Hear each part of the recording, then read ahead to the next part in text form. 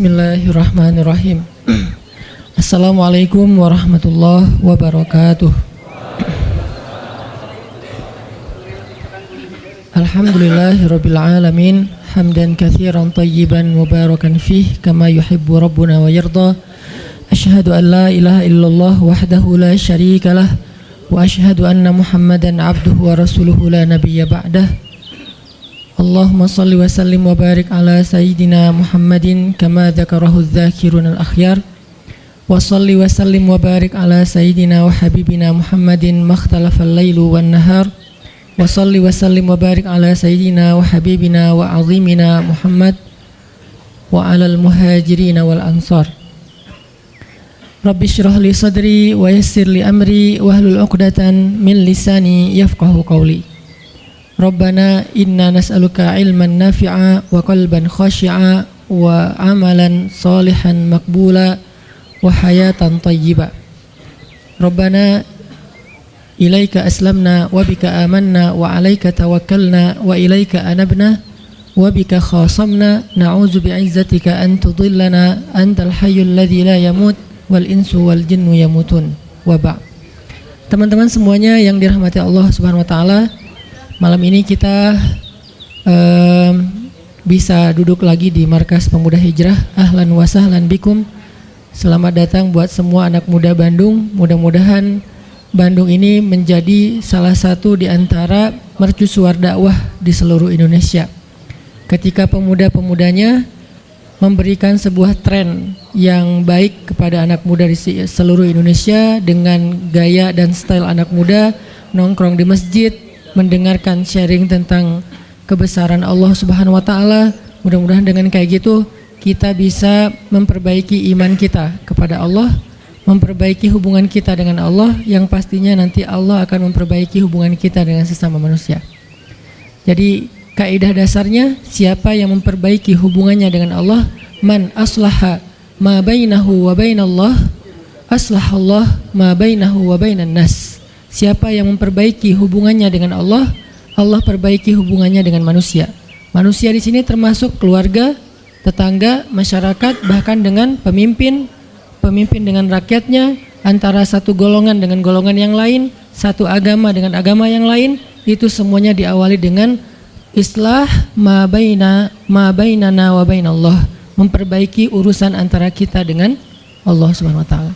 Jadi ketika anak muda secara tren mulai berbondong-bondong datang ke rumah Allah untuk balikan sama Allah, maka Allah Subhanahu wa taala akan memperbaiki juga urusan mereka di kantornya, di kampusnya, di sekolahnya, di gedung dewannya, di istananya, dan seterusnya dan seterusnya. Dimulai dari kita balikan dulu kepada Allah Subhanahu wa taala setelah selama ini kita mutusin Allah tanpa kita sadari. Selama ini kita cuekin Allah tanpa kita sadari. Selama ini kita anggap Allah bukan prioritas dalam hidup kita tanpa kita sadari.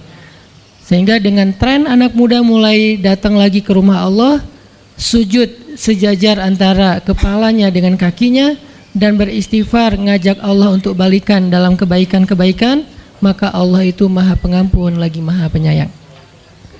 Teman-teman semuanya, malam ini kita sharing tentang diam.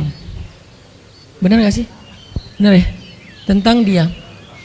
Dan saya gak mau ngebahas dari sisi fikih hukum diam, terus nanti ada juga yang bertanya tentang hukum puasa diam, puasa gak ngomong, dan seterusnya. Karena memang dakwah saya agak sedikit menghindari perdebatan fikih. Kita akan coba renungkan beberapa kisah tentang diam yang ada di dalam Al-Quran. Setidaknya ada 4 apa 5 gitu kisah tentang amazingnya diam itu di dalam Al-Quran.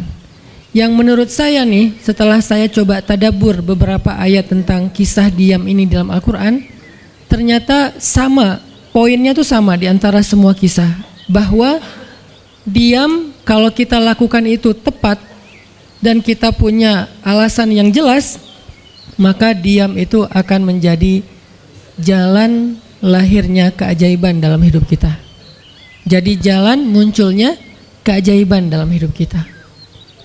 banyak orang yang berbicara untuk membela diri. Padahal kalau dia diam, Allah yang bela dia. Kita ngebela diri kadang-kadang nggak ngaruh, karena pembelaan diri kita tuh dianggap subjektif. Tapi kalau Allah yang bela dia, Allah punya banyak cara dan Allah menggenggam hati manusia. Sehingga ketika misalnya kita ribut dengan seseorang, setelah kita menjelaskan duduk perkaranya, kita ngejelasin yang sebenarnya terjadi apa, udah cukup diam dan jangan melanjutkan perdebatan. Kenapa? Biar nanti sisanya Allah yang akan beresin. Nah, ini butuh apa untuk bisa kayak gini nih? Butuh iman. Karena kalau kita imannya lemah, kita kayak agak meragukan Allah bakal ngebelain kita, padahal kita dalam posisi yang benar. Mungkin kita akan terus-terusan bela diri. Kita akan tulis panjang sampai di scroll, kita akan narasi dengan kata-kata, kita akan berdebat, kita akan kerahkan semua teman-teman yang bisa ngebelain kita, kita akan cari semua argumen, kita akan cari semua kesalahan dia dibalikin. Semua cara ini adalah cara orang untuk membela diri dengan cara berucap. Ternyata di Al-Quran Allah pernah menceritakan kepada kita cara membela diri dengan diam. Bahkan kadang-kadang ketika kita membela diri dengan berucap, justru Allah menjauhkan dirinya dari kita. Allah pergi. Kenapa Allah pergi dari kita, berpaling dari kita? Karena saat kita membela diri dengan berucap, dengan ngomong, dengan broadcast, dengan komen, dengan bikin caption dan seterusnya, kadang-kadang di dalam kata-kata kita itu ada hal yang justru gak benar. Ada yang bohong terpaksa gitu. Akhirnya gara-gara pengen bela diri kita jadi bohong. Gara-gara pengen bela diri kita jadi cari-cari kesalahan orang lain. Gara-gara pengen bela diri kita jadi buka aib. Gara-gara pengen bela diri kita jadi melebih-lebihkan sesuatu yang harusnya gak kayak gitu. Artinya justru karena kita berucap, karena kita ngomong malah jadi salah. Akhirnya orang gak respect, Allah lebih gak respect lagi. Sehingga malam ini kita pengen belajar tentang gimana cara menjemput keajaiban ketika kita punya masalah dengan seseorang lewat diam. Mungkin teman-teman sering mendengar hadis yang disampaikan oleh para penceramah, para ustadz. Hanya mungkin malam ini kita akan lebih banyak ngambil contoh. Karena saya pikir narasi-narasi ideal berupa ayat dan hadis udah banyak yang menyampaikan. Tapi membawanya dalam contoh konkret daily kehidupan kita itu mungkin gak semua orang aware. Karena emang kehidupan orang beda-beda. Apalagi misalnya seorang ustadz yang mungkin jarang main sosmed. Dia gak tahu masalah di sosmed itu apa. Seolah-olah sosmed itu bukan realitas hidup. Padahal kita tahu anak muda Indonesia main sosmed sehari gak kurang dari 6 jam. Berarti ada 6 jam realitas kehidupan kita yang jarang dibahas dan dibimbing dengan bimbingan agama Allah, Al-Quran dan hadis. Kenapa? Karena realitas ini kurang difahami oleh sebagian guru-guru, oleh sebagian ulama yang mereka emang agak gak terlalu akrab dengan sosmed. Mereka gak akrab dengan yang namanya Instagram, YouTube, Twitter, Line apalagi. Karena Line ini anak mudanya mungkin ABG banget kan. Jadi agak-agak kurang akrab. Kalaupun mereka pakai itu hanya karena soleh banget kali ya. Karena soleh banget jadi mereka pakainya sebatas sekedar share ceramah doang. Jadi nggak main. Bukan pemain sosmed lah. Sekedar menggunakan sosmed sebagai media panggung ceramah.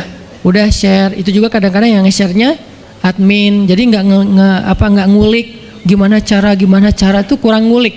Padahal realitas sosmed itu udah jadi realitas daily kehidupan kita. 6 jam kita ada di sosmed dan 6 jam itu tetap waktu yang akan dihisap oleh Allah. Bukankah selain harta, selain tenaga, selain amal, waktu juga akan dihisap? Maka waktu kita 6 jam itu apakah tidak ada hubungannya dengan agama? Ada banget. Sehingga saya mencoba untuk semampu saya bareng dengan kita semuanya belajar. Bisa nggak ya kita jadi smart netizen? Atau dalam kehidupan sehari-hari bisa jadi smart citizen dengan sikap diam. Gimana sikap diam citizen, smart citizennya? Lagi di jalan, ketika orang lain mungkin bikin kita bete, bikin kita emosi, bisa nggak kita diam? Di rumah ketika kita berselisih dengan pasangan, bisa nggak kita diam? Di kos-kosan ketika kita digedor-gedor terus minta uang kos-kosan sama bu kos, bisa nggak kita? Salah. Itu mah ngumpet ya. Salah contohnya. Ya gitulah pokoknya. Jadi kita akan coba bahas diam ini dari angle daily kehidupan kita. Karena saya lebih suka kayak gitu biar langsung praktis bisa dipakai. Memang hadis-hadisnya banyak. Salah satu yang paling terkenal, man kana yu'minu billahi wal yaumil akhir falyakul khairan aw liyasmut. Cuman contohnya doang yang beda-beda. Narasinya sama, kontennya sama. Cuman contohnya beda tergantung angle seorang ustadz dan wawasan kehidupan yang dia jalanin. Dia hidupnya sebagai apa? Kalau hidupnya sebagai seorang ustadz yang ada di dalam masjid, mungkin ya contoh-contohnya adalah tentang di dalam masjid, tentang bergaul sesama ustadz, dengan aktivis, manggilnya akhi ukhti. Tapi kalau dia kehidupannya main, berarti dia akan ngambil contoh tentang main. Gimana kita biar tetap bisa soleh walaupun kita lagi main dan seterusnya. Tapi narasinya sama. Man kana yu'minu billahi wal yaumil akhir falyakul khairan aw liyasmut. Atau nanti cerita yang lain kata Nabi, yang paling banyak memasukkan orang ke dalam api neraka dua. Satu lisannya, kedua kemaluannya. Ini dua hal yang paling sering menyebabkan orang masuk neraka. Kalau kemaluannya kita tahu artinya dia hawa nafsu, syahwat. Kalau lisan ini ngomong, justru gara-gara kita ngomong banyak, kadang itu jadi kayak pemberat timbangan keburukan kita dan itu tuh rugi gitu. Makanya kita perlu belajar, bukan saya ngajak kita, yaudah kita diam aja seharian. Kayaknya agak kurang fair juga ya. Dan saya juga nggak diam seharian. Susah kalau untuk diam seharian, apalagi sama keluarga, kan kita butuh ngobrol sama temen. Ya serealistis mungkin dan senatural mungkin. Cuman kalau lagi ada kasus, bisa nggak nih kita diam? Terutama kalau lagi ada kasus, terutama kalau lagi ada masalah. Dan saya yakin kita tuh pasti sering punya masalah dengan seseorang. Gimana caranya kita diam? Gimana cara Nabi diam ketika diomelin oleh Aisyah radhiyallahu anha? Ngomel, diam. Aisyah ngomel kepada Nabi, nggak menceritakan aib orang lain, nggak mencela, cuman ngomel karena lagi cemburu. Nabi diam. Beres Nabi diam, baru Nabi nanya, udahan Aisyah? Udahan. Terus Aisyah mau apa? Udah. Jadi nggak didebat sama Nabi. Padahal Nabi kalau mau mendebat, hadisnya banyak banget. Tinggal sesungguhnya saya bersabda, kan beres ya. Udah selesai. Tapi kok Nabi nggak pakai hadis? Kok malah kita yang pakai hadis Nabi untuk mendebat? Sementara Nabi pemilik hadis nggak pakai hadis buat berdebat. Kalaupun beliau berdebat, perdebatan yang positif, perdebatan yang konstruktif, yang membangun, yang memberikan hasil yang insya Allah tetap menjaga akhlak. Itu yang disebut dengan wajadilhum billati hiya ahsan. Tapi kalau dengan keluarga, Nabi itu nggak suka debat. Istrinya ngambek, istrinya rame-rame nggak mau nggak mau ngomong sama Nabi, ya udah Nabi di mihrab ngomong aja sama Allah sama Jibril. Ternyata lebih dahsyat lagi, ketika Nabi di mihrab ngomong sama Allah dan Jibril doang, akhirnya istri-istrinya lebih dari seminggu ngerasa kayak, nasib kita gimana ya, kok Nabi udah nggak mau ngomong sama kita lagi, kok kita digantung gini gitu kan ya. Akhirnya turunlah ayat Al-Quran yang menegur istri-istri Nabi gara-gara perilaku mereka kepada Nabi. Ini menunjukkan bahwa ayat-ayat tentang diam itu menjadi solusi itu luar biasa loh. Dan saya pengen malam ini sebagai motivator, katanya sebagai motivator saya pengen memotivasi kita supaya kita percaya diam itu solusi. Diam itu keajaiban.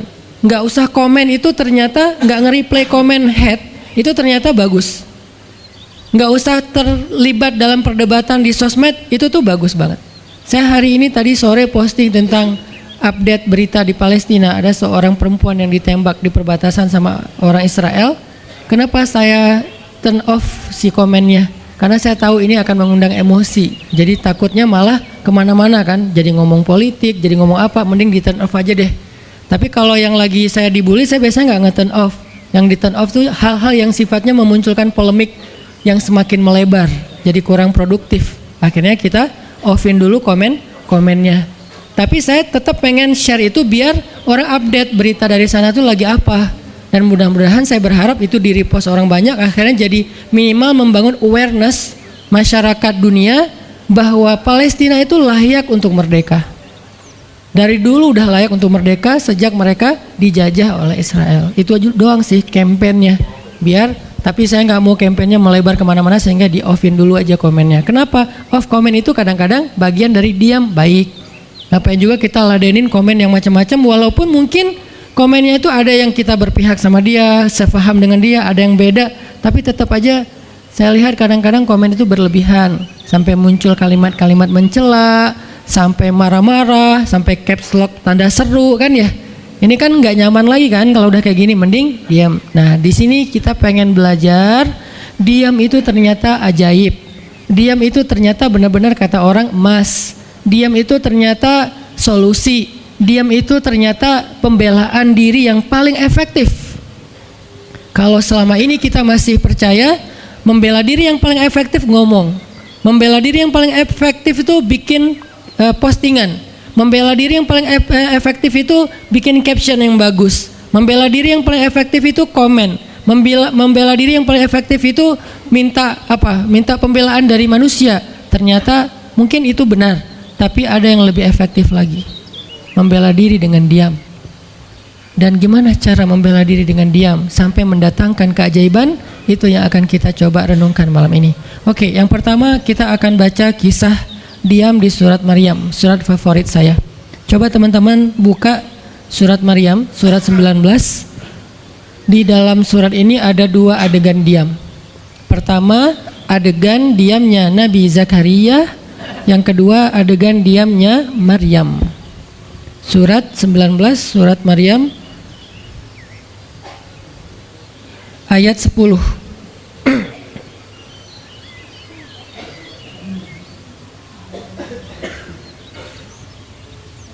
Sekaligus kita pengen belajar kalau kita lagi diam pas kita dicerca, ketika kita disakiti, ketika ada masalah dengan seseorang, kalau kita diam kita ngapain gitu kan gitu ya, nggak diam doang kan, kita ngapain. Nah di sini kita belajar surat 19 surat Maryam ayat 10 dan 11. Kita tilawah bareng-bareng ya, saya baca habis itu teman-teman ikutin. A'udzu billahi minasy syaithanir rajim. Silakan.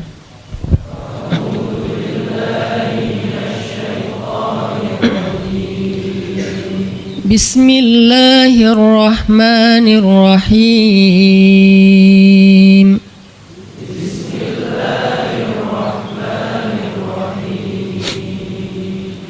Qala rabbi ij'al li ayah.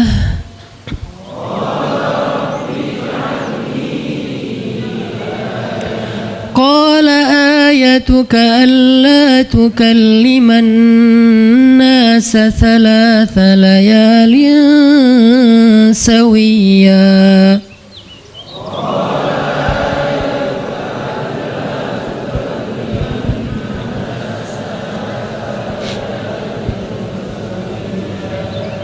فخرج على قومه من المحراب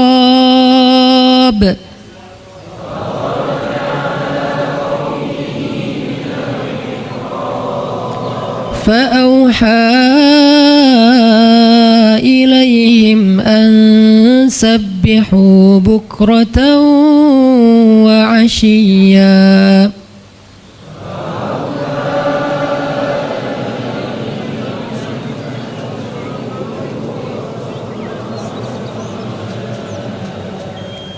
Berkatalah Zakaria, Rabbi, berikanlah untukku sebuah pertanda bahwa aku akan punya anak laki-laki.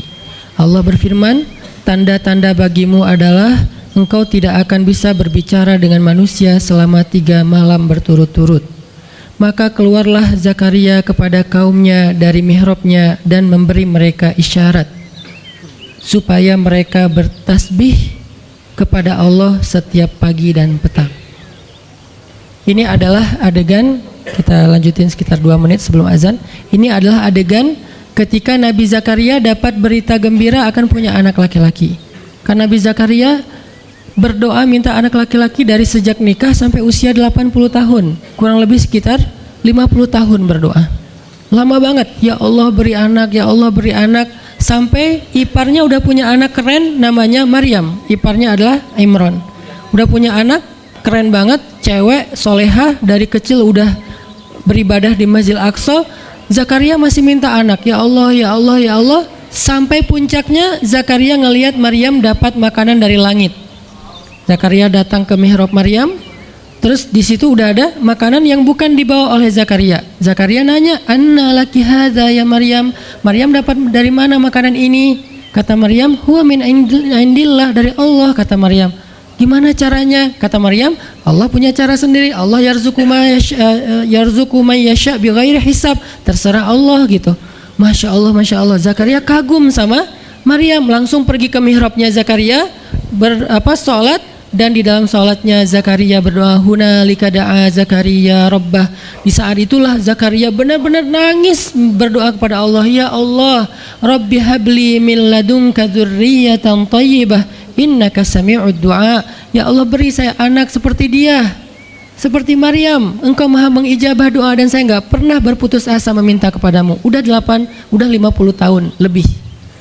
Tiba-tiba Allah bilang, ya Zakaria, inna nubashiruka bi ghulam ismuhu Yahya lam naj'al lahu min qablu samia. Zakaria, sekarang kami akan perkenankan doamu, kamu akan punya anak, beri dia nama Yahya. Belum pernah ada anak seperti dia yang soleh di muka bumi.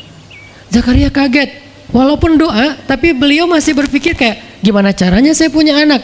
Ini kayak apa ya, tarik-tarikan antara logika manusia dengan iman. Imannya percaya Allah Maha Kuasa, tapi logikanya gimana caranya? Istri saya udah tua, saya juga udah tua. Lalu Nabi Zakaria bertanya untuk biar lebih tenang, supaya logikanya nggak ragu lagi. Kalau imannya udah mantap, tinggal logika. Zakaria tanya, beri saya ij'al li ayah, beri saya bukti tanda gimana cara saya punya anak. Kata Allah, tandanya alla tukalliman nas salasa layalin sawiyya. Kamu tiba-tiba nggak bisa ngomong. Kamu sehat, kamu nggak punya masalah, tapi kamu nggak bisa ngomong. Mau ngomong tuh gak bisa. Kamu bisa tilawah, kamu bisa zikir, tapi kamu gak bisa ngomong. Bisa subhanallah, subhanallah, subhanallah. Bisa alhamdulillahi rabbil alamin. Gak bisa. Jadi baca Quran, kalau ada Quran, tapi dulu kan Taurat ya. Baca Taurat bisa, zikir bisa, hayya ala sholah, kalau azan ada azannya bisa. Pokoknya semua bisa, kecuali mau ngomong tuh gak bisa. Masya Allah ya, luar biasa. Kenapa? Karena Allah pengen Zakaria zikir aja 3 hari. Jangan ngomong dengan manusia walaupun ucapannya baik, kecuali zikir. Jadi kalau mau ngomong dengan manusia, subhanallah, masya Allah, alhamdulillah, bismillah, cuman gitu doang ngomongnya. Gak bisa, lu mau kemana? Gak bisa. Insya Allah, gitu. Jadi cuman bisa zikir. Saking Allah pengen Zakaria menghabiskan 3 hari sebelum Allah tunjukkan keajaiban hanya dengan berzikir. Apa poinnya di sini? Kalau kita pengen ada keajaiban dalam diam, maka isilah diam kita dengan zikrullah. Insyaallah nanti kita lanjutkan setelah sholat isya. Bismillahirrahmanirrahim. Teman-teman semuanya, kita lanjutkan tadabbur kita terhadap ayat di surat Maryam, ayat 10 dan 11, kisah keajaiban yang diperoleh oleh Nabi Zakaria alaihissalam. Dengan Allah anugerahkan untuk beliau anak yang super duper keren, luar biasa, yang bernama Yahya alaihissalam. Dan salah satu cara Allah subhanahu wa ta'ala mendidik Nabi Zakaria untuk menjemput keajaiban itu adalah Allah menyuruh Zakaria untuk diam dan mengisi diamnya dengan zikratullah bukratan wa asiyya, mengingat Allah pada waktu pagi dan pada waktu petang. Artinya diisi dengan zikir. Dan waktu itu Nabi Zakaria menurut ulama tafsir, beliau tidak cacat lisannya, benar-benar bisa ngomong. Hanya tidak bisa bicara dengan manusia, tapi bisa berzikir. Jadi beliau bisa zikir, bisa mengucapkan kalimat-kalimat Alkitab, yaitu Taurat. Beliau bisa membaca ayat-ayat Allah, beliau bisa mengucapkan kalimat bismillah dan seterusnya, tapi nggak bisa ngomong dengan manusia. Dan itu terjadi selama 3 malam. Dan akhirnya setelah 3 malam, Nabi Zakaria tiba-tiba dapat berita gembira kalau istri beliau hamil. Ini pelajaran penting banget buat kita.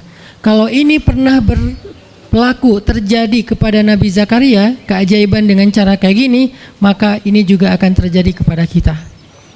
Itulah alasan kenapa kisah tersebut direkam dalam Al-Quran, supaya dia menjadi pelajaran hudan lil muttaqin. Itu kenapa Allah katakan Al-Quran hudan lil muttaqin, petunjuk bagi orang yang bertakwa, orang yang pengen memperbaiki diri, orang yang pengen dapat solusi. Muttaqin, orang yang pengen wa may yattaqillaha yaj'al lahu makhraja, dapat jalan keluar. Wa yarzuqhu min haitsu la yahtasib, dikasih rezeki yang enggak terduga-duga. Wa may yattaqillaha yaj'al lahu min amrihi yusra, diberikan kemudahan. Wa may yattaqillaha yaj'al lahu yukaffir anhu sayyi'atih, dihapuskan semua dosa. Wa yu'dhim lahu ajra, dikasih reward yang berlipat-lipat. Maka siapa yang pengen dapetin keajaiban-keajaiban orang bertakwa itu, maka jadikanlah Al-Quran sebagai petunjuknya, hudan lil muttaqin. Nah, gimana cara kita jadiin Al-Quran sebagai petunjuk? Jawabannya juga ada di ayat yang sama, la raiba fih, jangan ragukan ayat-ayat Al-Quran, termasuk kisah-kisah yang ada di dalamnya. Sehingga kalau kita benar-benar percaya kisah Nabi Zakaria mendapatkan keajaiban dengan cara diam dan zikir, maka kita coba terapin itu dalam masalah hidup kita, insya Allah kita juga akan mendapatkan keajaiban dan kejutan seperti yang didapatin oleh Nabi Zakaria. Itu pesan poin yang ada di dalam ayat 10 dan 11 surat Maryam. Sehingga buat sebagian orang yang mungkin ngerasa selama ini sering disakiti, sering dicuekin, sering didebat, sering diapain, jangan terlalu diladenin. Kadang-kadang ada teman saya nanya ke saya, Ustadz, ini ada yang ngomongin Ustadz gini di sosmed, perlu kita balas nggak nih? Saya bilang udah diamin aja. Itu tuh santai, tapi sebetulnya itu ada kayak alasan kenapa saya memilih sikap itu, bukan karena kayak males ribut. Sebetulnya kadang-kadang kan ribut itu kayak nyenengin ya, kayak olahraga apa ya, emosi gitu kan. Rame-rame di sosmed itu kayak asik kan, kayak kita ngegame gitu kan. Jadi nge-replay komen-komen orang kayak lucu-lucuan gitu. Saya pernah lihat Rachel V-nya bagus juga sih. Ini bukan dalam hal negatif tapi positif, makanya saya sebutnya nama. Rachel itu kan main kemarin ke Australia sama New Zealand. Terus ada dia lagi foto-foto gitu di sana bareng dengan suaminya. Tiba-tiba ada yang komen, Sel, lo nggak cocok di tempat itu, tempatnya bagus tapi gara-gara lo jadi kurang bagus gitu. Terus dia jawab, ya gue nggak cocok tapi dompet gue cocok, kata dia. Kadang-kadang perlu digituin juga sih ya, biar paham. Karena kata Ustaz Abdul Somad, sombong kepada orang yang sombong adalah sedekah. Tapi itu mah pilihan. Rachel memilih sikap santuy. Tapi dengan dia guyonin, kalau saya memilih sikap diam aja deh. Karena saya takut kalau saya ngomong malah jadi panjang debatnya, dan saya merasa nggak mampu untuk selalu membela diri dengan argumen. Karena membela diri dengan argumen kadang-kadang ya, kalau bahasa Ustaz Umar Mita, orang yang mencintaimu tidak butuh alasan, orang yang membencimu tidak akan menerima alasan. Jadi kayak ya udahlah, diamin aja. Ternyata dengan kita diam muncul aja keajaiban, banyak keajaiban. Jadi benar-benar saya percaya banget diam itu tuh keajaiban, dan itu berlaku dalam dakwah, berlaku dalam masalah keluarga. Ketika istri lagi ngambek, dia misalnya komen panjang di sosmed, di WhatsApp misalnya, dia kayak misalnya namanya juga lagi ngambek ya, ngomong panjang di WhatsApp. Kalau saya sabar untuk diam, itu tuh beres dengan sendirinya dan akhirnya malah lebih baik. Tapi kalau saya kepancing, jadi kita balas-balesan. Sepanjang hari WhatsAppan terus nggak beres-beres, tapi hasilnya makin lama tuh tangan pegel, hati panas. Karena kayak pengen dia balas apa, oh balesin lagi, balesin lagi, terus aja gitu, habis energi dan kerasa gitu capeknya tuh luar biasa. Tiba-tiba muka jadi lebih tua gitu kan ya, tiba-tiba berkerut semua, terus warna kulit makin doff gitu. Ini gara-gara efek stres kali ya. Jadi intinya adalah jangan diladenin, diamin aja setelah kita klarifikasi fitnah. Kalau itu berbentuk fitnah, tetap kita butuh tabayun, klarifikasi biar tidak menyebar fitnah. Tapi beres klarifikasi nggak usah diperpanjang. Berapa kali mungkin teman-teman ngelihat, mungkin saya pernah nggak ada apa-apanya sih dibandingkan Ustadz Felix. Kalau beliau lebih pro lah dalam masalah kayak gini. Kalau saya beberapa kali dibully di sosmed, pernah nggak saya ladenin? Hampir nggak pernah. Cuman klarifikasi maksudnya, udah beres, diamin aja, diamin. Sepahit apapun, sepanas apapun kalimatnya, yang kadang-kadang Ustadz nggak baca. Penasaran soalnya. Kalau kita diam karena nggak baca mungkin nggak ada challenge-nya kan. Ini baca komennya semua sampai ribuan itu satu-satu dibaca tuh. Oh gini ya, bisa gini ya orang ngomong teh. Terus aja dibacain satu-satu. Capek cari air putih, minum lagi, baca lagi gitu. Terus sampai beres dibaca itu. Mungkin 2 hari lah baru khatam. Saking banyaknya komen. Tapi mencoba lagi belajar, bukan udah jago enggak, sama sekali enggak. Mencoba lagi belajar, bisa enggak setelah udah panas banget, gergetan banget, beberapa udah bisa banget tuh dibalesin, di replay. Jangan deh. Ada yang udah di replay panjang, dihapus lagi nggak jadi. Kenapa? Karena masih belajar yakin diam itu keajaiban. Dan selama ini saya ngebuktiin diam itu emang keajaiban. Kenapa? Karena Allah pernah mengisahkan kisah Zakaria dan kisah-kisah yang lain bagaimana mereka dapetin keajaiban dengan cara diam. Ini yang kita coba pengen rubah sedikit persepsi kita. Nggak selalu bela diri dengan ngomong. Kadang kita bela diri itu dengan diam. Nggak selalu kita dapetin keajaiban itu dengan hanya mengandalkan manusia. Tapi justru kita dapetin keajaiban saat kita mengandalkan Allah Subhanahu wa Ta'ala. Itu tuh dahsyat. Yang kedua, sekarang setelah Nabi Zakaria dapat keajaiban anak yang soleh banget, sampai Allah kisahkan di ayat 13 gimana solehnya dia, 14, 15 dan seterusnya. Sekarang kita baca kisah kedua, yaitu kisah Sayyidah Maryam, yaitu ada di ayat 26. Petikannya ada di, cuplikannya ada di ayat 26. Kalau kisah Maryam mah dimulai dari ayat 16 ya. Tapi yang masalah diam itu ada di ayat 26, 27, 28 dan 29. Bismillahirrahmanirrahim. Silahkan.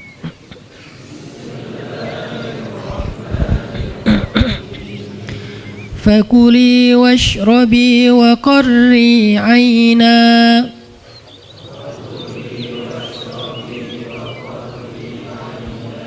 فإما ترين من البشر أحدا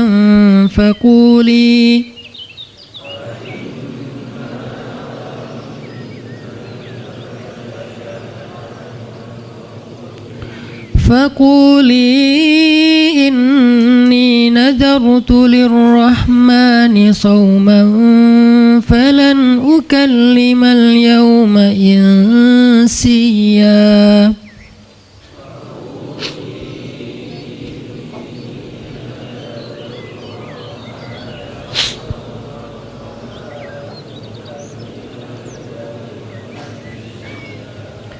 فأتت به قومها تحمله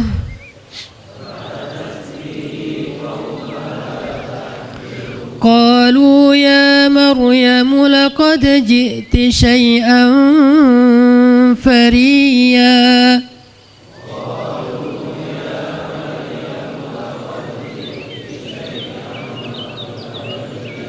يا أخت هارون ما كان أبوك امرأ سوء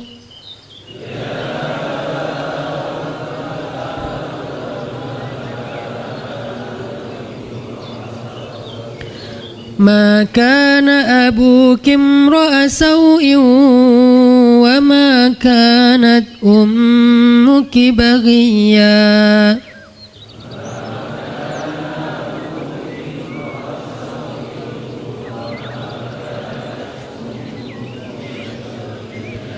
فأشارت إليه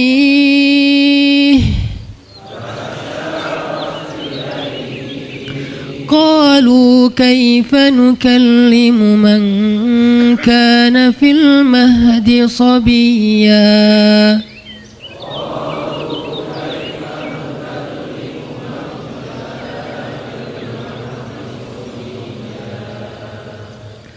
Dan maka makan dan minumlah dan bersenang hatilah engkau wahai Maryam, dan jika engkau bertemu dengan seseorang katakanlah sesungguhnya saya telah berazam untuk berpuasa pada hari ini dan saya tidak akan berbicara dengan manusia pada hari ini. Lalu Maryam pun datang kepada kaumnya sambil menggendong bayinya. kaumnya berkata, "Wahai Maryam, engkau datang kepada kami dengan membawa," kalau bahasa kita tuh pembawa apa istilahnya? Sial. Apa ya? Dengan membawa keburukan. Jadi kayak dianggap pembawa kesialan. "Wahai saudari Harun, sesungguhnya ayahmu bukanlah seorang yang nista ataupun pendosa, dan begitu juga dengan ibumu bukanlah perempuan yang hina." Lalu Maryam memberi isyarat, fa'asyarat ilaih, memberi isyarat dengan menunjuk ke arah bayinya. Lalu mereka berkata, "Bagaimana kami akan berbicara dengan seorang bayi yang masih digendong oleh ibunya?" Maksudnya masih terlalu kecil. Ini adalah cuplikan adegan Maryam ketika baru pulang kampung.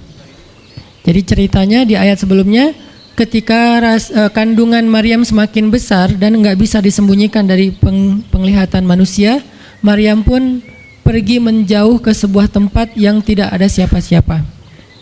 Fahamalathu fantabadzat bihi makanan qasiyya. Dia menjauh, mengucilkan diri ke tempat yang nggak dilihat oleh siapa-siapa sampai melahirkan. Jadi kurang lebih sekitar 3 bulan 4 bulan Maryam nggak ada di Al-Quds, nggak ada di di Masjidil Aqsa dan sekitarnya. Dia pergi mengasingkan dirinya supaya tidak ada yang menghujat Maryam karena ngelihat perutnya sudah semakin besar dan dia nggak punya suami. Setelah melahirkan, akhirnya Allah perintahkan Maryam untuk pulang. Setelah Allah ngasih makan, minum dan kebahagiaan buat Maryam, fakuli washrobi wa qarri aina, dengan adegan korma yang menjatuhkan buah-buah rutop dan seterusnya, pulanglah Maryam. Nah, Maryam tahu ketika dia pulang dengan membawa bayi, dia pasti akan dihujat, dicela, dicaci maki, dibully oleh kaumnya. Lalu Allah memberi kepada Maryam bekal. Gimana cara ngadepin yang kayak gitu-gitu? Kata Allah, kalau kamu ketemu manusia, ketemu orang-orang, ketemu kaummu, bilang ke mereka, saya tidak berdebat hari ini. Saya nggak akan berdebat. Jadi dia tetap bisa ngomong, tapi dia bilang, saya nggak akan berdebat. Saya nggak akan bicara dengan siapapun hari ini karena saya sudah bernazar untuk diam. Bilang kayak gitu kepada kaummu. Maka fa'atat bihi qaumaha tahmiluh. Maka datanglah Maryam kepada Al-Quds, kepada kota Al-Quds dengan membawa bayinya yang digendong. Datang. Baru dari ujung kota kelihatan Maryam, muncullah orang-orang Bani Israel semuanya rame di pasar-pasar mereka, semuanya menghadang Maryam. Maryam tiba-tiba dihadang di gerbang kota Al-Quds. Nggak boleh masuk kota Al-Quds. Tadinya ada yang satu orang lihat, Maryam, Maryam, Maryam. Langsung dia datang ke kota, dia umumkan ke semua orang, wahai Bani Israel, perempuan yang hina yang kita cari-cari sekarang sudah datang membawa bayi haramnya, membawa bayi selingkuhnya, membawa bayi hasil zinanya. Akhirnya orang-orang yang ada di Masjidil Aqsa, yang ada di rumah-rumah, yang ada di pasar, semuanya berkumpul di depan gerbang kota, menghalang Maryam masuk. Kebayang nggak perasaan Maryam?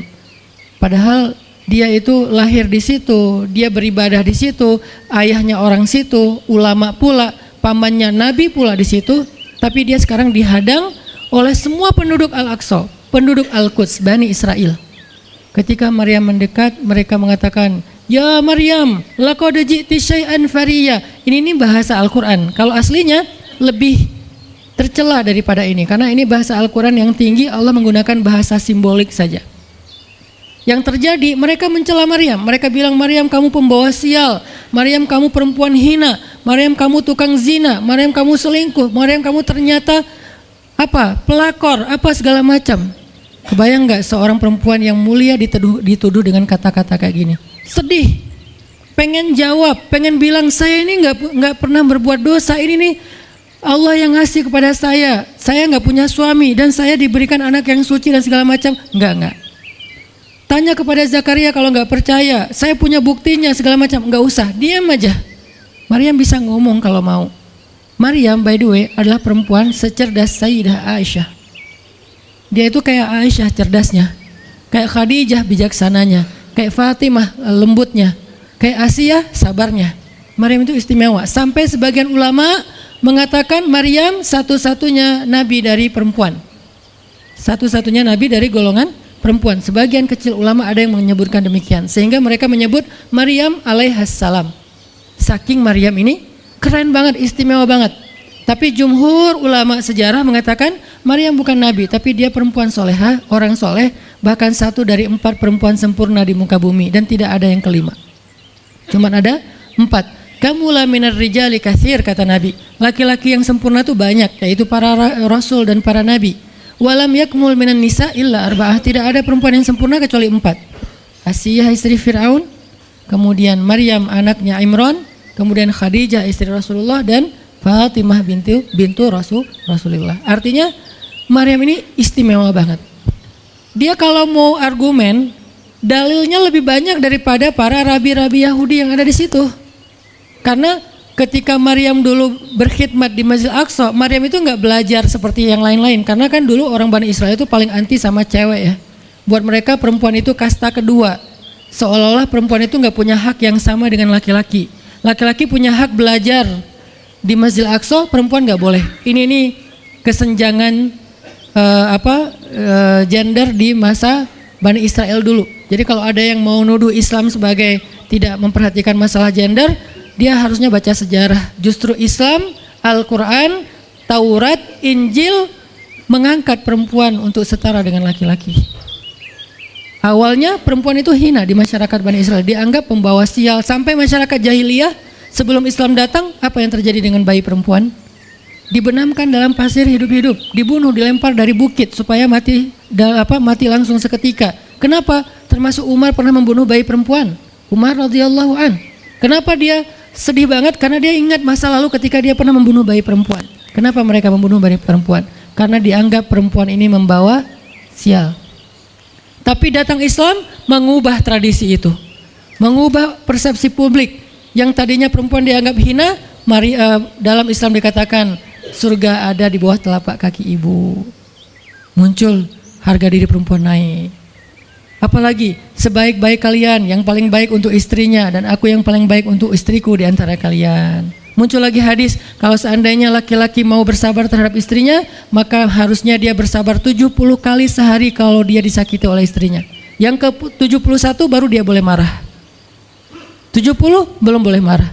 Jadi perempuan, ibu-ibu, istri kalau mau bikin suaminya sebel sampai 69 atau 70 boleh lah. Tapi yang ke-71, nah ini udah layak dimarahin. Tapi kan nggak pernah ada sampai 70 kan? Paling juga 10%-nya lah, 7 kali sehari, dan itu istiqomah setiap hari. Hari ini kok kamu gini lagi sih, kemarin udah beda hari, jadi beda hitungannya, 0 lagi mulai dari awal. Tapi nanti ada hadis penyeimbang. Nabi itu kan bijaksana banget. Yang diajarin bukan cewek doang, cowok juga diajarin. Ketika hadisnya supaya memuliakan perempuan ada, nanti ada lagi hadis laki-laki. Seandainya seorang perempuan menjilat luka dan darah dan nanah di tubuh suaminya, itu belum bisa membayar satu saja kebaikan suami kepada dia. Jadi menjilat lukanya aja belum bisa bayar kebaikan, terus ngapain marah-marah coba. Sehingga dua-duanya ada nasihat untuk suami. Kalau istrinya lagi ngambek, namanya juga lagi sedih, ya udah kamu sabar aja 70 kali. Untuk istri jangan ngambek, karena kalau kalian berbuat baik aja belum bisa bayar kebaikan mereka. Terus gimana dong Ustadz? Ya udah, sekarang solusinya adalah sama-sama mengambil sisi baiknya. Kayak gitu nasihat Nabi. Makanya saya agak kurang setuju kalau khutbah Jumat itu memakai hadis menjilat darah dan nanah, karena yang dengar suami. Wah bener nih khutbah Jumat, saya senang banget khutbah Jumat hari ini. Pulang-pulang, mah tadi khutbah Jumat keren banget nih mah, saya kebenaran aku catat nih mah. Gak bisa. Kalau khutbah Jumat pakailah hadis sabar 70 kali, menasihati suami. Kalau majelis taklimnya ibu-ibu, masalah tadi seandainya saya boleh menyuruh manusia sujud kepada manusia, saya suruh sujud istri kepada suami. Masing-masing ada hadisnya, jangan disilang. Ini nggak bijak dalam ceramah, karena harusnya memberi nasihat yang bisa memperbaiki, bukan menambah tuntutan baru. Wah benar nih, kalau suami saya dengar, untung harusnya suami saya datang. Ustadz boleh nggak acara selamatan di rumah saya nanti temanya ini gitu. Kalau perlu ngundang ustadz yang dia kenal, request dulu untuk ngemojokin pasangan, ini nggak bijak. Balik lagi ke cerita tadi, Maryam tuh pinter banget, cerdas banget. Dari kecil dia udah hafal Taurat. Ibarat anak sekarang hafal Quran. Dan lebih sulit ngafal Taurat daripada Quran. Kenapa? Karena bahasa Al-Quran itu sastra banget. Jadi ngafalnya itu kayak ngafal syair. Itu aja udah susah kan? Kebayang gak ngafal Taurat? Lebih sulit lagi tuh. Dan Maryam dari usia di bawah 5 tahun udah khatam Taurat. Udah tahu tafsir Taurat usia 7 tahun. Bahkan saking keren dan pinternya Maryam, kadang-kadang ketika Maryam ngobrolin tentang Taurat sama Zakaria, itu Zakaria sampai geleng-geleng kepala. Maryam, gitu maksudnya? Sampai nanya ke Maryam, gitu om maksudnya. Maryam ngomongnya ke Zakaria udah kayak ngajar gitu. Saking pinternya Maryam. Jadi hadis-hadis Zakaria Maryam hafal. Kan para anbiya itu punya hadis kan? Hadis Zakaria dihafal oleh Maryam. Tauratnya Musa dihafal oleh Maryam. Kebijaksanaan para nabi dihafal oleh Maryam. Dia dari usia 10 tahun itu udah jadi ulama besar Maryam. Artinya kalau misalnya orang mau berargumen dengan Maryam, dia punya banyak bahan, dia punya banyak narasi. Dia lagian Maryam itu pintar ngomong. Tapi Maryam diam. Jadi kalau kita ngerasa pintar ngomong, pintar komen, pintar apa, tetap aja kita punya alasan harusnya kita diam. Karena Maryam yang lebih daripada kita ternyata juga diam. Akhirnya Maryam diam. Dikatakan ya ukhta Harun. Diingatkan lagi dengan kemuliaan keluarga Imran. Ya ukhta Harun, ma kana abuki imra'asau wa ma kanat ummuki baghiyah. Ayah kamu itu Imran loh Maryam, kamu enggak malu punya bayi di luar pernikahan sementara keluarga kalian itu keluarga baik-baik.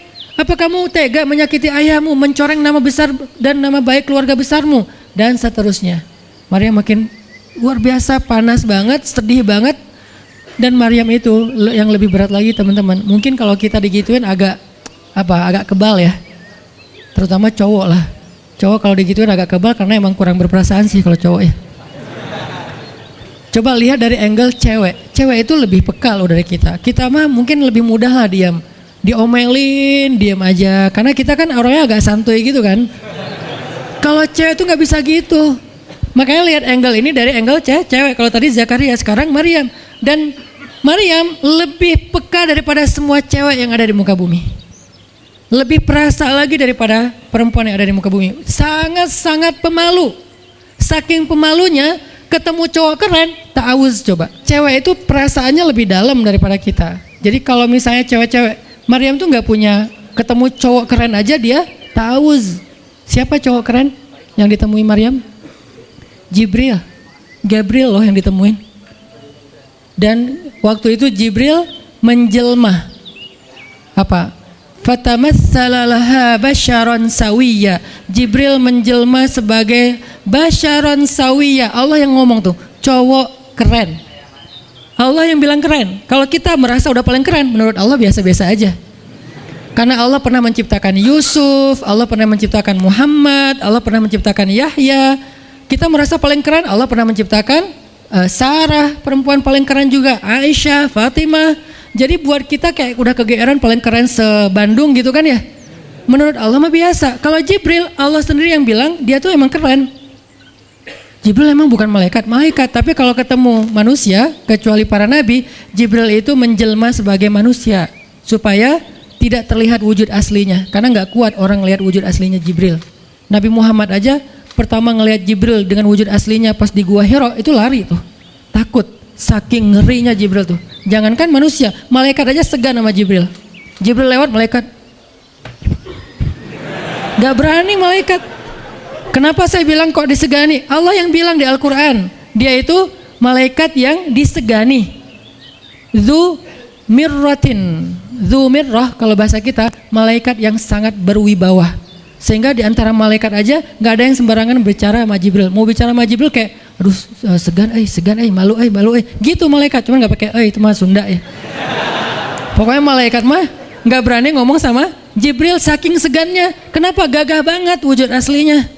Ketika dia membentangkan sayapnya, itu sayap menutupi timur dan barat. Jadi matahari, bulan, bintang udah gak kelihatan. Yang kelihatan cuma Jibril dengan keagungannya. Itu belum Allah ya, baru ciptaan Allah. Jibril, salah satu makhluk Allah yang paling agung. Sehingga saking kerennya Jibril, Allah nggak menyebutnya dengan nama malaikat, padahal golongannya malaikat, tapi Allah menyebutnya dengan Ruhul Quds, Roh Kudus, yaitu Jibril. Nah, ketika ketemu dengan Maryam, Jibril bermisal itu menjelma sebagai basyaran sawiyah, cowok keren banget. Saking kerennya Jibril, Umar aja terkesima ngeliat Jibril. Pernah Jibril datang ngajarin iman, Islam, ihsan kepada Nabi Muhammad, dan Umar ngelihat Jibril terkesima, nggak bisa ngomong, diam aja, benar-benar speechless banget nih Umar. Jibril udah pulang, Baru Nabi nanya, Umar tahu nggak itu siapa? Hah, apa Rasul? Gitu. Saking masih kayak terkesima. Apa Rasul? Tahu nggak barusan siapa? Siapa ya Rasulullah? Saya nggak kenal orang itu, kok keren banget. Kata Rasul, itulah Jibril. Masya Allah, itu Jibril. Ya Alhamdulillah bisa ngeliat Jibril langsung, tahu gitu tadi. Gitu ya.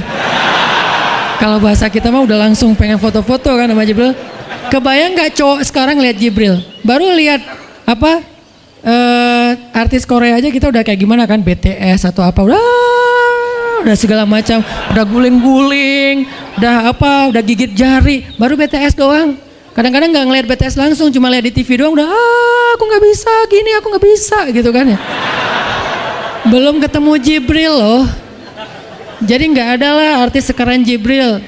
Baru Yusuf aja udah pada ngiris tangan, belum malaikat. Sampai ketika cewek-cewek ketemu Yusuf, mereka bilang apa? Ini bukan manusia, ini malaikat. Jadi gantengnya Yusuf tuh bukan ganteng-ganteng apa? Itulah. Ganteng kok hewan gitu kan. Ini ganteng-ganteng malaikat. Belum ada tuh film atau sinetron itu. Yusuf itu ganteng-ganteng ganteng-gantengnya tuh malaikat. Levelnya tuh level malaikat. Jadi kalau ada Jibril, ada Yusuf kayak, nih yang mana Yusuf, mana Jibril ya? Keren dua-duanya. Nah Jibril datang ketemu Maryam bukan di atas panggung rame-rame. Berdua coba, intimate banget kan? Kalau di atas panggung teriak-teriak nggak keren lah, biasa aja. Ini tuh berdua, private banget. Di satu ruang kecil, berdua nggak ada yang tahu. Tiba-tiba Jibril berdiri di depan Maryam, senyum dengan khas senyumnya malaikat yang mematikan gitu. Maryam pas buka mata lagi zikir ngelihat Jibril depan matanya keren banget, langsung Maryam bilang apa?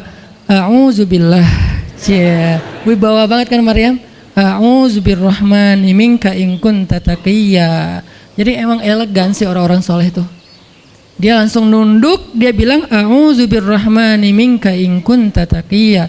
Aku berlindung kepada Allah yang Maha Rahman. Kenapa ngomongnya Rahman? Karena keren.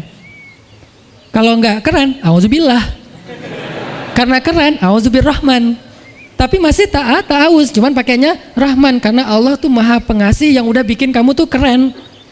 Diksinya luar biasa ya. Maryam nggak bilang a'udzubillahi minasyaitonirrajim. Enggak, ini enggak layak dibilang syaitan, ini terlalu keren. Jadi nggak bisa a'udzubillah, a'udzubirrahman. Berarti Maryam itu pinter. Sampai dia bisa memilih diksi Asmaullahil Husna. Dia nggak pakai diksi Allah, dia pakai diksi Ar-Rahman. Karena yang datang itu wajahnya tuh wajah orang baik, tapi keren. Akhirnya a'udzubirrahmani minka in kunta taqiyya, kata Maryam. Jibril juga elegan, faham maksud Maryam. Maksudnya kamu siapa? Itu pertanyaannya. Maryam nggak nanya, kamu siapa ya? Enggak gitu. Kan gaya culun-culun kayak caper gitu kan. Kak, kamu siapa ya? Aku ada salah sama kamu. Enggak gitu sih Maryam ngomongnya. Saking elegannya Maryam, dia nanya kamu siapa tapi pakai kalimat zikir. Keren gak sih? Kita kadang-kadang zikir a'udzubirrahmani minka in kunta taqiyya. Artinya apa Mbak? Sama-sama gak elegan ya. Kalau Maryam sama Jibril dua-duanya elegan. Bahasa orang elegan itu emang banyak kode sih. Jadi kita mah yang polos-polos kayak gini, yang remeh-remeh rempeyek gak jelas gini, ya nggak akan paham kalau nggak baca tafsir. Makanya kalau mau theater of mind, baca Quran itu pakai tafsir, pakai kisah, baru kita ngerti kondisinya. Oh gitu banget ya, dahsyat banget ya kejadian waktu itu. Jibril datang dengan wujud yang kerennya. Maryam pengen nanya kamu siapa? Kok tiba-tiba masuk ruangan saya? Tapi bahasanya a'udzubirrahmani minka in kunta taqiyya. Aku berlindung kepada Allah yang Maha Baik darimu kalau kamu takut kepada Allah. Maksudnya kamu siapa? Takut gak kamu sama Allah? Baru Jibril mengatakan, saya adalah utusan Allah, berarti malaikat, untuk memberi kabar kepadamu kalau kamu akan punya anak. Baru Maryam melihat, gimana saya punya anak? Ya udah ada obrolan nih. Dan mereka udah biasa aja, oh Jibril, saya kira siapa? Udahlah, gak mungkin. Artinya udah kayak gitu nih kesolehan Maryam. Artinya Maryam itu orang yang sangat peka banget, perasaannya dalam banget. Terus nanti ketika Maryam melahirkan anak, tahu nggak kata-kata Maryam apa? Ya laitani mittu qabla hadza wa kuntu nasyam mansiya. Saat Maryam merasakan sakitnya kontraksi mau melahirkan Isa, Maryam itu sambil kontraksi sambil bilang, ya laitani mitu qabla hadza wa kuntu nasyan mansiya. Aduhai seandainya saya mati aja sebelum kejadian ini dan saya dilupakan oleh manusia seolah-olah saya tidak pernah ada. Kenapa Maryam ngomong kayak gini? Maryam ngebayangin betapa malunya dia nanti kalau harus membawa bayinya ketemu Bani Israel yang pada bawel. Bani Israel itu terkenal kaum yang paling bawel. Bawelnya banget. Kalau kita baca Al-Baqarah itu isinya kebawelan Bani Israel. Kata Nabi Musa, sembelihlah Al-Baqarah. Al-Baqarah itu kan banyak, yang warna apa? Cari yang warnanya bersih. Yang bersih kan juga ada belang-belangnya nggak dikit. Terus yang beratnya berapa kilo, yang dari mana? Dari Bali atau NTB atau dari mana? Bawel banget. Udahlah, cari aja seekor sapi, sembelih beres. Tapi nanya lagi, bertele-tele. Itulah Bani Israel. Dan Maryam tahu banget karakter kaumnya. Jangankan dengan fitnah kayak gini nih, ketemu Nabi yang udah menyampaikan hal yang benar aja, itu di debatnya tuh habis-habisan. Apalagi dengan kondisi Maryam. Makanya Maryam takut banget, dia nggak kuat menanggung malu. Kalau kita mungkin masih kuat lah nanggung malu, kadang-kadang malah malu-maluin gitu kan. Kalau Maryam nggak kuat nanggung malu, berarti orang yang seperti ini harusnya kan berat banget untuk diam kan, nggak akan kuat diam, harusnya dia ngomong gitu, dia belain diri. Tapi Maryam itu sisi lainnya adalah perempuan yang mukminah, siddiqah, sangat yakin sama Allah. Allah suruh diam, ya udah diam. Gimana pun dihujat, diam. Kata Allah diam. Ya Allah, mereka bilang saya itu berzina, diam. Ya Allah bilang ini anak haram, ini anak saya nih, anak yang mulia, anak yang satu-satunya ketika lahir nggak disentuh setan di antara manusia loh. Satu-satunya manusia ketika lahir nggak disentuh setan. Nabi Muhammad setannya malah diislamkan. Beda, kerannya itu beda. Kalau Isa nggak disentuh setan. Kalau Nabi Muhammad setannya malah masuk Islam. Masing-masing punya keistimewaan lah. Tapi satu-satunya manusia yang lahir nggak disentuh setan cuman Isa. Kita semuanya pernah disentuh. Lahir langsung.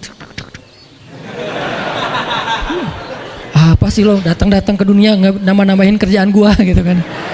Kita nih orang biasa, jadi pas lahir tuh udah ada langsung setan bisik-bisik, yuwas bisufi sudurinas, makanya disuruh azan kan, karena kenapa? Biar nggak dibisikin sama setan.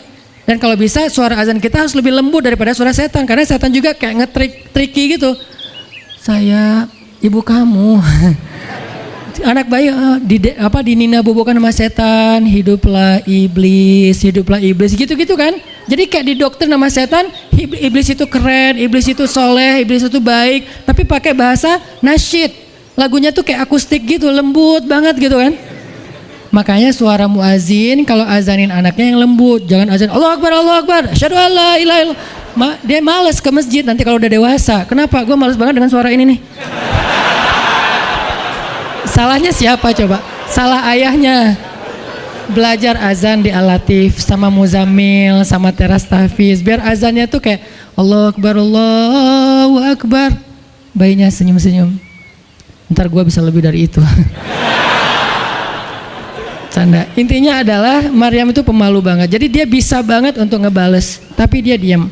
Sampai akhirnya fa'asyarat ilaih, dia memberi isyarat. Arti memberi isyarat, dia nunjuk ke arah Isa alaihissalam yang masih digendong, kalau kalian mau ngomong aja sama bayinya. Allah yang nyuruh kayak gitu. Makin kayak marah dan makin menjadi-jadi orang Bani Israel ketika Maryam memberi isyarat nunjuk ke arah Isa. Mereka bilang, "Ya Maryam, kamu udah gila apa? Sekarang kamu nyuruh kami bicara dengan bayi yang masih dalam gendongan ibunya?" Benar, Maryam tuh ternyata udah stres gila. Dia gara-gara ditinggal sama selingkuhannya, sekarang dia jadi orang gila. Wah, luar biasa tuduhan kepada Maryam. Maryam diam aja, sedih, nahan air mata. Tapi bukan emotikon yang menggenang air mata di sini ya. Nahan aja air mata sampai kemudian Allah datangkan keajaiban, jadikan bayinya bicara. Qala, Isa bicara. Panjang lagi omongannya Isa. Ibuku ini baik, ibuku begini-begini, saya itu hamba Allah, saya itu anak yang suci, saya itu begini-begini, sampai beres. Baru mereka pada pulang karena mereka merasa terbantahkan semua tuduhan palsu mereka kepada Maryam.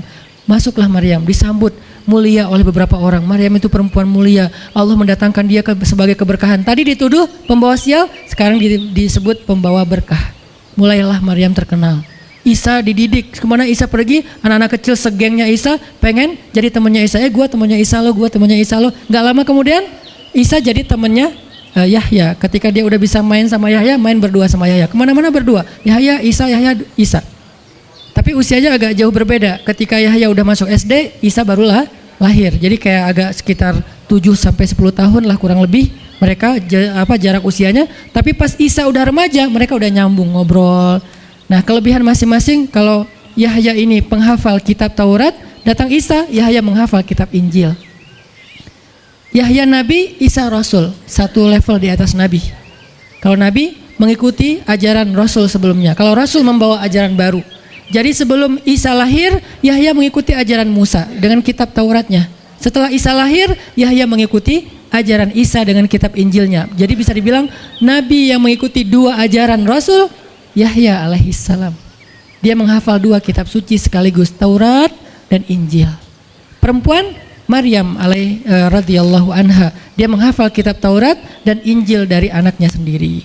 Inilah kisah Maryam yang mendapatkan keajaiban dengan cara diam. Terakhir, kisah Nabi Muhammad SAW ketika beliau bahasa lebih tepatnya dalam tanda petik ya, biar nggak bisa disalahin, kayak didiemin lah sama istri-istri beliau, gara-gara istri-istrinya ngambek. Di dalam surat At-Tahrim, surat 66, coba kita buka, surat 66. Ini juga kalau teman-teman baca kisah surat ini tuh luar biasa ya. Kita kayak baca novel atau kayak nonton film, keren banget. Saya memang senang banget dengan sirah Nabi dan para anbiya, dan terutama kalau sirah ini berbentuk storytelling, bukan data sejarah ya, karena membaca data sejarah itu emang agak-agak liar sih. Tapi kalau storytelling kan kita adegan ya, wah seru ya, itu lebih keren daripada Disney, Marvel, Endgame, satu apalah. Lebih seru baca sirah kalau kita paham. Surat 66 ayat 4. Ayat 5. Ayat 5. Itu tuh ceritanya, saya langsung ke ceritanya aja. Ceritanya kan waktu itu Nabi itu punya kebiasaan kalau habis asar sampai maghrib, Nabi ngapain pertanyaannya? Apa sih yang dilakuin Nabi antara asar dengan maghrib? Ternyata kebiasaan Nabi di hari Jumat antara asar, bukan hari Jumat, di hari-hari biasa antara asar dengan maghrib itu adalah keliling ke rumah-rumah istrinya. Antara asar dengan maghrib itu waktu family time lah, keliling antara rumah-rumah istrinya. Kalau nggak habis dalam satu hari, besok dilanjutin. Nah hari itu Nabi datang ke rumah Maria yang dari Mesir itu, istri beliau yang dari Mesir, Maria Kiptiyah. Dan lama di rumah Maria, nggak pindah-pindah gitu. Sementara Hafsah sama Aisyah udah nungguin Nabi di rumahnya Aisyah berdua, karena emang Hafsah sama Aisyah ini kan ngegeng banget ya berdua ya, kayak soulmate banget lah, walaupun sama-sama istri Nabi, tapi mereka kayak fair berdua tuh nggak ada masalah. Kalau yang dengan yang lain mereka cemburu. Nungguin di rumah Aisyah. Hafsah, Nabi di rumah siapa sih sekarang?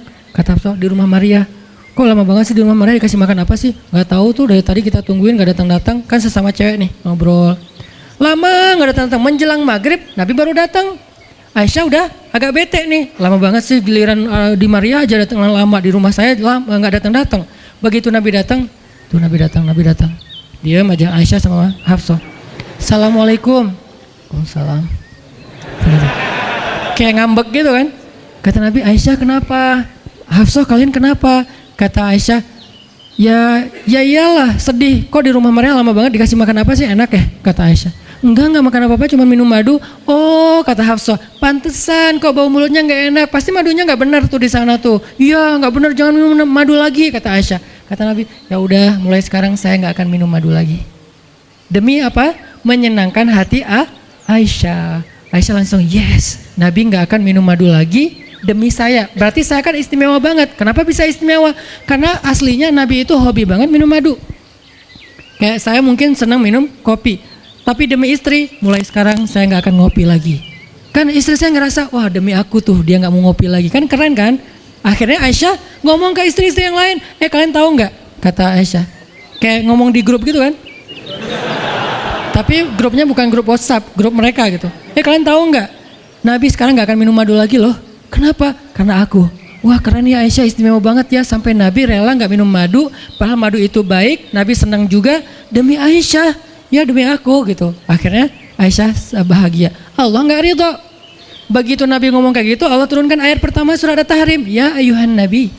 Jibril langsung turun, ya Rasulullah ada ada pesan.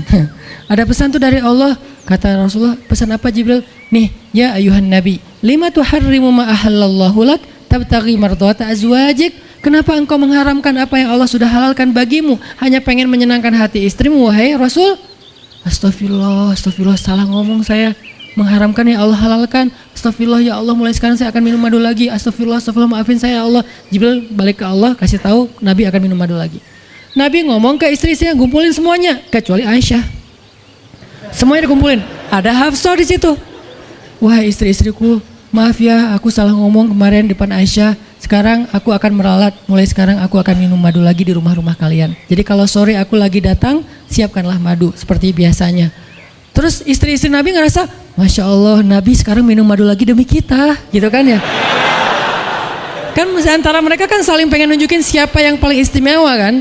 Demi kita, sekarang Nabi udah minum madu lagi. Nabi sampai meralat kata-katanya. Akhirnya ternyata kalimat itu sama Hafsah disampaikan ke Aisyah. Kalau bahasa sosmed kita di capture, di forward. Kan bahaya banget kan? Disampaikan ke Aisyah. Aisyah tuh lihat, Nabi sekarang minum madu lagi loh. Demi siapa coba? Demi kami. Aisyah, innalillah, jadi Nabi gini. Cuman Aisyah nggak sampai ngomong kayak kita. Dasarnya cowok di mana aja sama gitu. Itu mah kata-kata cewek sekarang ya. Kalau Aisyah kan elegan kan nggak ngomong gitu. Akhirnya pas Nabi datang Aisyah diam. Aisyah diam. Kata Nabi, Aisyah kenapa? Aisyah kenapa?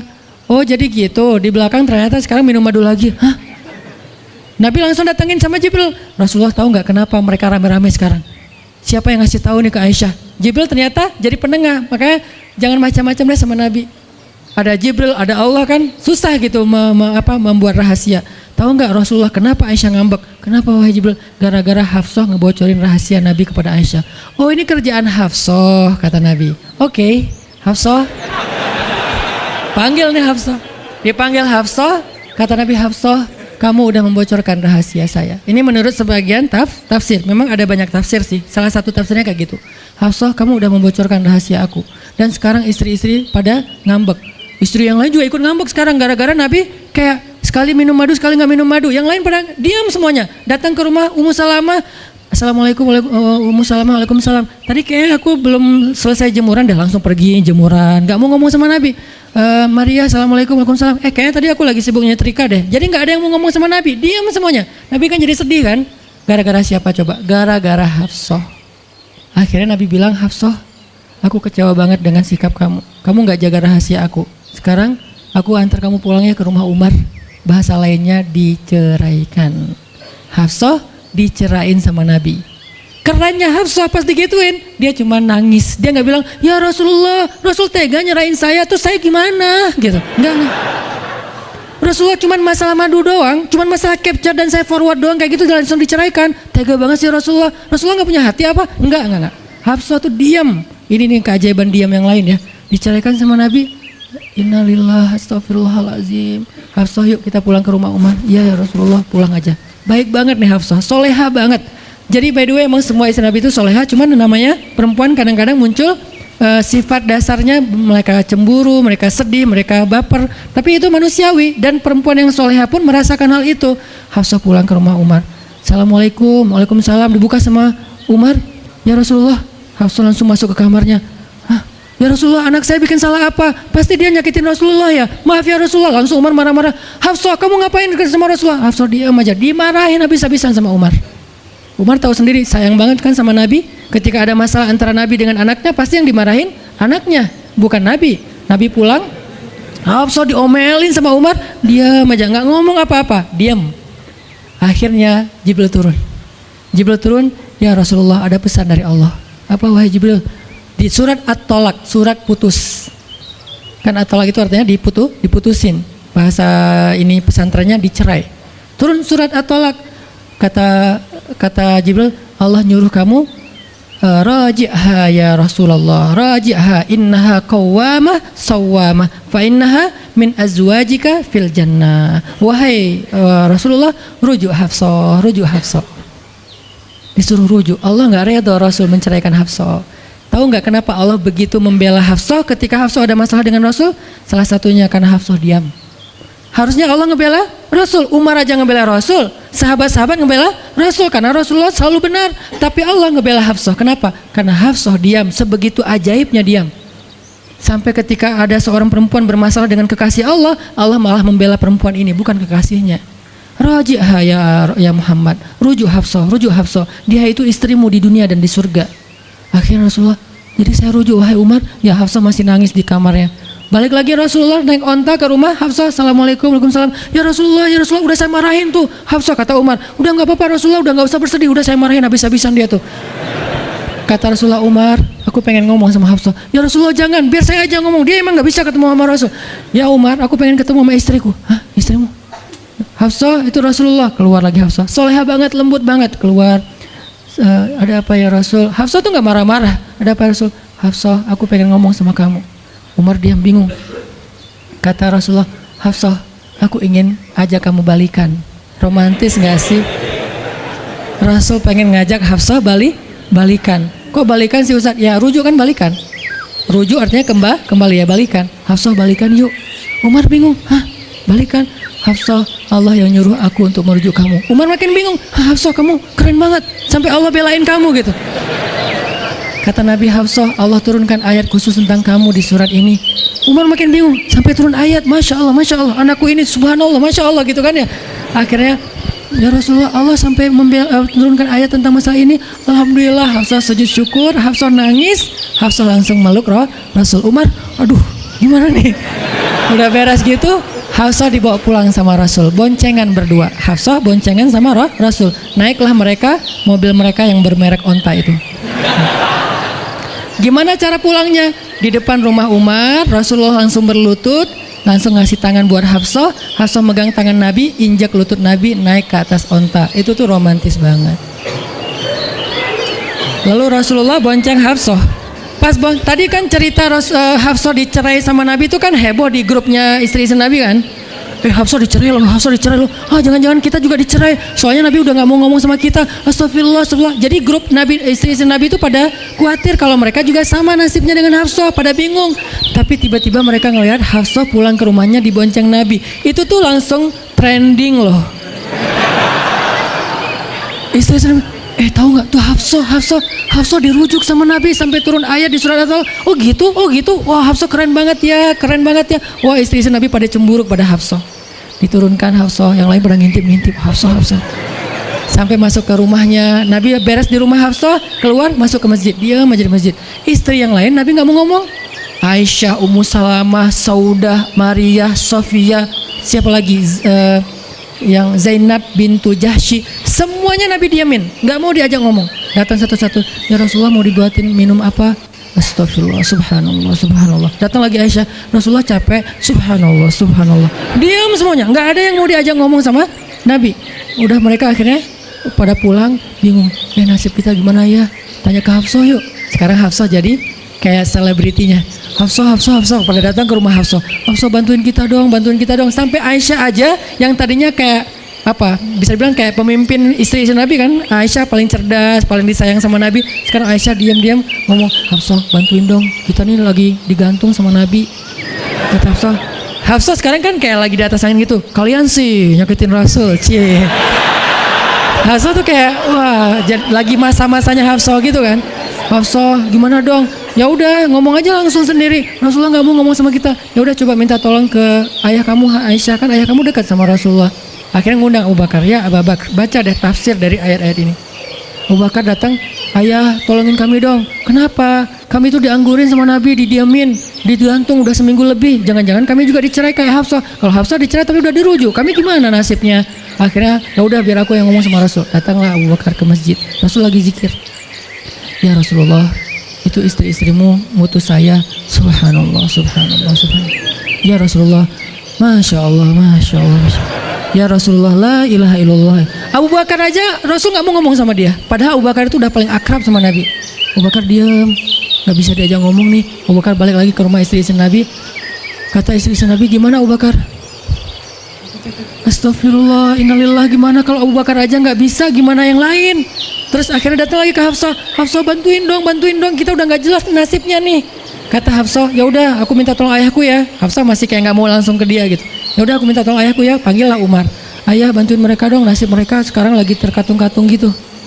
Umar marah, kalian sih. Nah, tadi kan yang diomelin Hafsah kan, sekarang diomelin semua istri Nabi, diomelin sama Umar.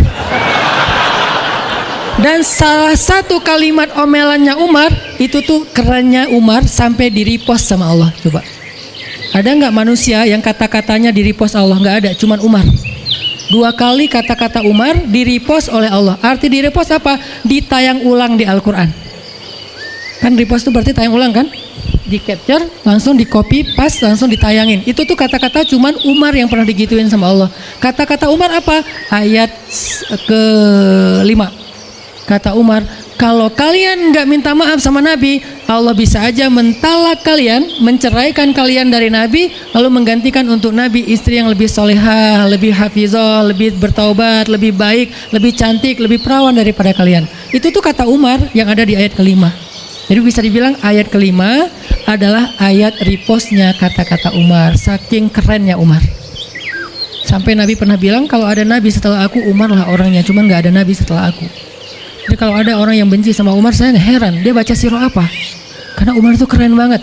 Abu Bakar tuh keren banget. Kalau kita baca sirah mereka dahsyat tuh. Dan kalau ada yang bilang Umar sama Ali itu gak akur, aneh juga. Karena Ali memberi nama anaknya, yang pertama Abu Bakar, yang kedua Umar, yang ketiga Utsman. Ketika ditanya sama Umar, ya Abul Hasan, kamu memberi nama mereka dengan nama-nama kami, kenapa? Kata Ali, aku berharap mereka jadi orang soleh seperti kalian. Terus gimana caranya Ali ngasih nama Umar sementara dia benci sama Umar? Gak mungkin dia benci, masa ngasih nama orang yang dibenci kan? Dek, namanya siapa? Namrud. Kok Namrud sih? Kan ayah saya benci banget sama Namrud. Datang lagi, dia namanya siapa? Iblis. Kok iblis sih gitu kan ya? Gak mungkin lah. Ngasih nama anak pasti karena sayang. Kayak saya ngasih nama Aisyah, Maryam, Mutia, Yahya, Ertugrul itu karena emang saya ngefans dan ngidolain banget dengan nama-nama ini. Yahya, Ayyash, 3 tokoh di situ. Nabi Yahya, Ayyash sahabat Nabi, dan Yahya Ayyash mujahid Palestina. Jadi 3 tokoh sekaligus. Nabi Yahya saya ngidolain banget supaya Yahya jadi anak kecil yang seperti Nabi Yahya menghafal Quran. Kedua, Ayyash itu sahabat Nabi Muhammad. Kemudian yang ketiga, Yahya Ayyash sekaligus itu nama mujahid Palestina yang paling pintar ngerakit banyak senjata-senjata untuk ngelawan Israel, dan dia dibunuh sama Israel. Saking Israel benci sama Yahya Ayyash, untuk membunuh Yahya Ayyash mereka ngebom 1 blok untuk membunuh Yahya Ayyash, dan mudah-mudahan dia syahid dalam dalam kejadian itu. Artinya saya ngefans gitu. Ali juga kayak gitu. Balik lagi ke cerita tadi, akhirnya ngundang Umar. Umar datang ke Rasulullah. Ya Rasul, saya diutus istri-istrimu. Subhanallah, subhanallah. Ya Rasul, bicara dong, kasihan mereka kayak digantung. Ya Rasul, apakah engkau menceraikan mereka semua? Baru Rasulullah ngeliat ke arah Umar. Rasulullah tersenyum. Rasulullah bilang, enggak wahai Umar. Allahu Akbar, kata Umar. Dia langsung takbir, Allahu Akbar. Istri-istri Nabi dengar suara takbirnya Umar itu pertanda, kode, berarti berita gembira. Istri-istri Nabi juga Allahu Akbar, Allahu Akbar, ramai gitu kan. Umar masuk ke rumah istri Nabi. Wah Umar, Busyra ya Umar, Busyra, berita gembira wahai Umar. Ya berita gembira, kalian tidak diceraikan oleh Nabi. Tapi jangan macam-macam lagi ya. Ya Umar, ya. Akhirnya sujud syukur semuanya. Beres sujud syukur, mereka bilang, kita masak-masak yuk untuk Rasul yuk, syukuran. Di rumah siapa? Ya di rumah Hafsah lah. Akhirnya mereka masak-masak di rumah Hafsah. Pas sudah beres masak-masak, mereka ngundang Nabi untuk pulang. Tapi yang berani ngomong sama Nabi cuman Hafsah. Hafsah, kita udah beres masak nih, minta dong Nabi pulang ke rumah. Ya udah tenang, biar aku yang minta. Hafsah datang, ya Rasulullah, kami masak-masak loh untuk Rasul, yuk pulang yuk. Ya Hafsah, udah beres Nabi zikir, sujud, beliau balik sama Hafsah. Sampai ke rumah Nabi, tenang, udah selesai lah urusannya. Apa yang terjadi setelah itu Ustadz? Udah gak ada riwayatnya, jadi gak bisa diriwayatin. Pokoknya beres itu mereka pun hidup bahagia selamanya. Apa pelajarannya di sini? 2 orang di sini dapat keajaiban lewat diam. 1 Hafsah. Allah suruh rujuk gara-gara dia diam. Kedua, Nabi diam aja sambil zikir sampai akhirnya Allah beri pelajaran yang berharga. Istri-istrinya yang tadinya ngambek serentak semuanya insaf bahasa kita, sadar dan mereka minta maaf kepada Rasulullah. Jadi kalau istri lagi ngambek, lagi ngomel, diam. Isilah diam kita dengan zikir. Tapi zikirnya bukan auzubillahi minasyaitonirrajim, auzubillah. Jangan, dia bukan setan. Dia hanya lagi ngambek. Subhanallah, masya Allah, alhamdulillah lah. Yang paling efek itu la haula wala quwata illa billah. Itu ngefek banget. Mudah-mudahan ini bisa menjadi penyemangat, motivasi untuk kita semuanya. Betapa kata as-samt, as-sukut, diam aja dalam Islam itu adalah kebaikan yang luar biasa dahsyat. Mudah-mudahan itu bisa jadi behavior, perilaku kita sehari-hari, perilaku kita di sosial media, perilaku kita di jalan, di rumah, dimanapun, sehingga orang yang sudah hijrah, udah ngaji, mukmin, harusnya bisa menjadikan diam sebagai bentuk pembelaan diri kalau dia ada masalah. Barakallahu fiikum. Subhanakallahumma wa bihamdika asyhadu an la ilaha illa anta astaghfiruka wa atubu ilaik. Assalamualaikum warahmatullahi wabarakatuh.